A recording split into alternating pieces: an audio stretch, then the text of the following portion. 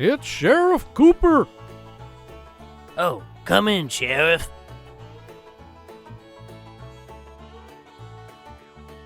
You been doing all right, Cactus Jack?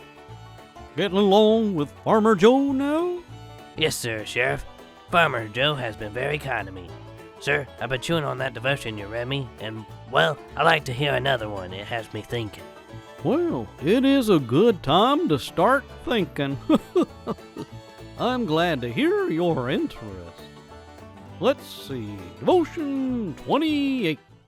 As the witness began to answer Boaz after his public proclamation that he was taking Ruth as his wife, they mentioned the names of some rather well-known people in Israel. Ruth 4:11. And all the people that were in the gate and the elders said, We are witnesses. The Lord make the woman that is come into thine house like Rachel and like Leah, which two did build the house of Israel. And do thou worthily in Ephratah, and be famous in Bethlehem. All of this was said in a public setting. Everyone that heard these words knew the names Rachel and Leah.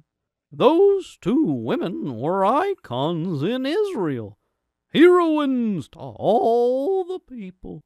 But since Ruth was a Moabitess, there were doubtless going to be some of the hearers there that day who scoffed at hearing her name mentioned in the same sentences as theirs. And that is very likely why the elders said what they said next. Ruth 4:12. And let thy house be like the house of Pharez, whom Tamar bare unto Judah, of the seed which the Lord shall give thee of this young woman. Tamar was on the opposite end of the spectrum from Rachel and Leah.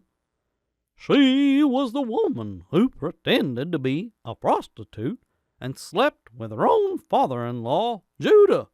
And yet God used her offspring anyway to build the house of Israel. In other words, the elders were pointing out that someone's background, even a background as a pagan Moabitess, did not have to determine their future. Do refrain from anchoring people to their family background in your mind. Everyone has skeletons way back in the family closet somewhere.